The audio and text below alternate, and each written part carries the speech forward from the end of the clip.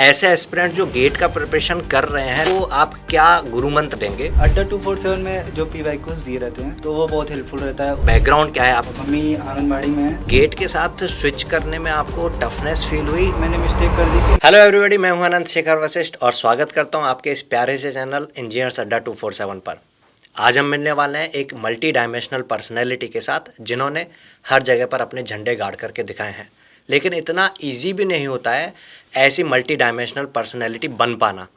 तो उन सभी एस्पिरेंट्स के लिए जो ऐसा सोचते हैं और घबराते हैं कि कैसे हम अपने जो सपने हैं उनको अचीव कर सकते हैं और कैसा सोच सकते हैं, उनसे रूबरू करवाते हैं। हमारे साथ यहाँ पर जुड़े हुए हैं अजहर। सो कांग्रेचुलेसन अजहर। सबसे पहले अजहर को मैं इंट्रोड्यूस कर दूँ। इन्होंने 2022 में एसएससी जेई का जो एग्ज़ाम हुआ था उससे 2023 में जो रिज़ल्ट आया था उससे CPWD इन्होंने क्रैक किया है। रैंक आपका कितना रहा Azhar? 144। Congratulation Azhar. Thank you sir. तो उसके साथ साथ जो बहुत सारी चीज़ें जो यहाँ जानना ज़रूरी है वो ये जानना ज़रूरी है कि आप एसएससी जेई को ही टारगेट करके चल रहे थे या क्या था? तो सबसे पहले तो आपका बैकग्राउंड क्या है? आपने डिप्लोमा किया, बीटेक किया, क्या किस तरह से, एक बार थोड़ा सा बताएंगे? सर मैंने बीटेक किया है United college of engineering and research Allahabad में है। और सर मैंने 4th ईयर में ही डिसाइड कर लिया था मुझे गेट करना है। तो मैंने गेट के लिए प्रिपरेशन शुरू कर दी सर। तो फाइनल ईयर में सर गेट के लिए अच्छे प्रिपरेशन के बाद सर मेरी रैंक आई 1000 के करीब। तो मुझे कई सारे कॉल आए एमटेक के लिए, पर फिर उसके बाद क्या हुआ सर, प्रिपरेशन कंटिन्यू रखा हमने। फिर इंजीनियरिंग सर्विस की तरफ मैंने आया। फिर उसके बाद क्या हुआ सर कि गेट 2022 फिर मैंने दिया, बट उसमें ये मैंने मिस्टेक कर दी कि मैंने मॉक वगैरह नहीं दिए उसमें। तो उसमें थोड़ा सा रैंक थोड़ा सा पीछे खिसक गए। और फिर इंजीनियरिंग सर्विस की कंटिन्यू रखे सर प्रिपरेशन। और फिर सर 23 में और 20 नवंबर में मेरा 22 में एसएससी जेई का भी फॉर्म आ गया था, मतलब एग्ज़ाम था। और उससे पहले पीएसयूज़ के भी बहुत सारे एग्ज़ाम्स है, DFCCIL है, HPCL है। तो ये सब के साथ साथ कंटिन्यू प्रिपरेशन चल रही थी मेरी। और फिर सर प्री हो गया, ESE प्री भी हो गया मेरा। और इस बार भी गेट में मेरी 700 रैंक आई है और एसएससी जेई भी मेरा हो गया सर। तो ये स्विच, मतलब मुझे थोड़ा सा ये जानना था कि इन जैसे गेट का थोड़ा सा अलग तरीके का एग्ज़ाम पैटर्न होता है। हाँ, ESE के लिए हम कह सकते हैं कि एसएससी जेई का जो प्रिपरेशन कर रहा है उसको ESE के क्वेश्चंस लगाने चाहिए। लेकिन ये गेट के साथ स्विच करने में आपको टफनेस फील हुई? जो भी वो एस्पिरेंट्स हों जो अब इस बार गेट का एग्ज़ाम दे रहे हैं या इन फ्यूचर में भी आप को देख रहे होंगे यहाँ पर इस वीडियो में, तो वो एस्पिरेंट्स जो गेट में या तो जो चाहते हैं वो सक्सेस नहीं पा पाते हैं, जो उनको चाहिए वो नहीं कर पाते हैं, तो लेकिन और एट द एंड सबको चाहिए गवर्नमेंट जॉब। गेट से भी आप ये चाहेंगे कि PSU मिल जाए या इंजीनियरिंग सर्विस एग्जामिनेशन से एक ग्रेड A की पोस्ट मिल जाए, तो सब चाहते तो यही हैं।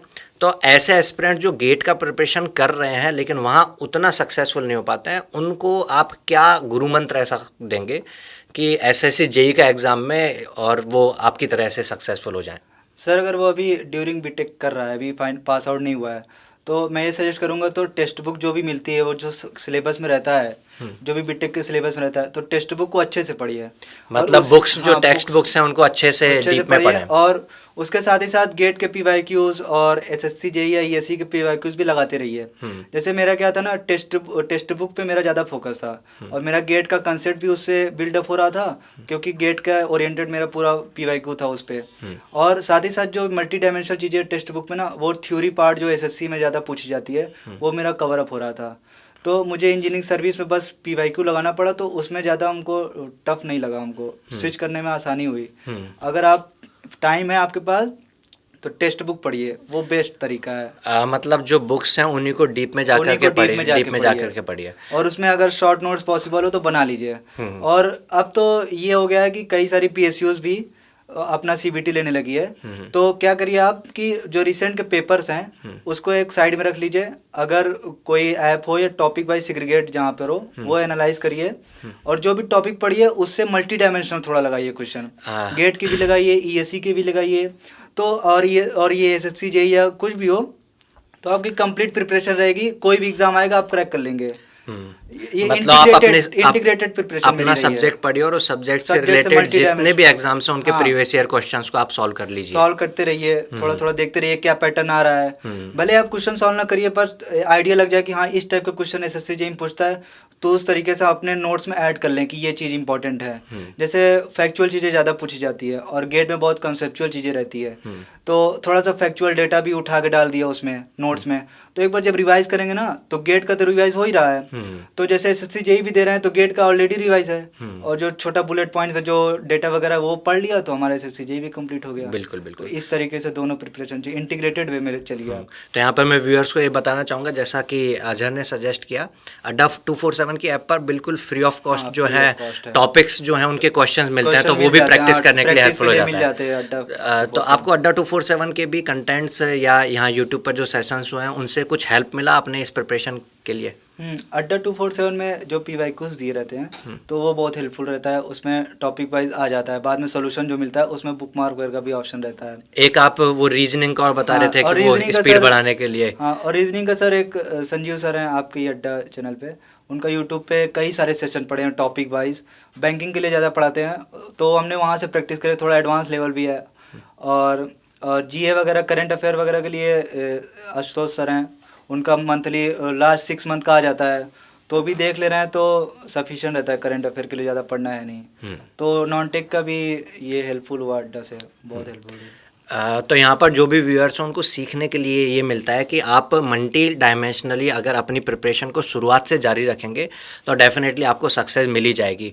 और वो कोई 1.5 महीने का 2 महीने का खेल नहीं होता है, उसके लिए टाइम रिक्वायर्ड होता है। तो टाइम आप ये मत सोचिए कि 2 महीने में हम सब कुछ कर लेंगे, कॉलेज टाइम को गोल्डन मानना चाहिए। हाँ, तो टाइम तो आप अगर अभी डिप्लोमा वाले स्टूडेंट्स भी हैं या बीटेक वाले स्टूडेंट्स भी हैं तो अपना साथ साथ में अपनी जो डिग्री या डिप्लोमा चल रही है उसके साथ साथ प्रिपरेशन करना स्टार्ट करें। सक्सेस चाहिए ना सर, तो क्योंकि अभी बीटेक में अगर कुछ नहीं पढ़ते हम लोग, फिर उसके बाद फिर न्यू स्टार्ट हो जाता है, कोचिंग करेंगे, फिर 1 साल नोट्स बनाओ, फिर प्रैक्टिस करते करते 2-3-4 साल लगे रहना है। अगर पहले प्लानिंग कर लिया तो बीटेक के दौरान ही टेक्स्ट बुक पे नोट्स बना ले, थोड़ा मल्टी डायमेंशनल स्टडी कर ले तो अभी घर वाले कैसा फील कर रहे हैं आपकी सक्सेस के बाद? सर बहुत ज़्यादा खुशी है, घर के एकदम माहौल है। चलो, तो अभी आप अपनी ESE और UPSC की प्रिपरेशन जो है जर्नी जो है उसको जारी रखे हुए हैं। Yes sir. तो यहाँ पर जो भी व्यूअर्स हैं मैं चाहता हूँ कि जल्दी से आप सक्सेसफुल हों और वापस से आकर के मिलें और अपनी जो भी उस सक्सेस जर्नी की जो आपकी स्ट्रेटजी रही और क्या आपको हर्डल्स आए वो आकर के जो है शेयर करें, सो दैट जो भी यहाँ पर व्यूअर्स हैं उन सारे व्यूअर्स को उन सारी हर्डल से कैसे पार पाना है उसका गाइडेंस मिल सके। So congratulations once again Azhar. Sir thank you.